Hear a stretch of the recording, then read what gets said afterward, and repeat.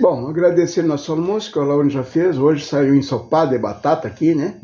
E vamos atracar nesse ensopado de batata, né? Porque eu tenho muito o que fazer hoje. É comer, almoçar, beber e trabalhar na horta. Então vamos agradecer ao Papai do Céu.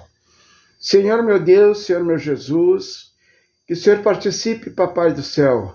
Meu Jesus, participe com o nosso almoço, Pai, nosso jantar, nosso lanche, Pai. Que o Senhor também venha participar junto com os irmãozinhos, Pai. E aquele que não tem, como eu sempre digo nas minhas palavras humildes, que o Senhor venha levar aquele que não tem também, Pai. Que venha ter o que eu estou tendo agora, Senhor. Pai, muito obrigado, Senhor, por tudo que o Senhor tem feito por mim, Senhor.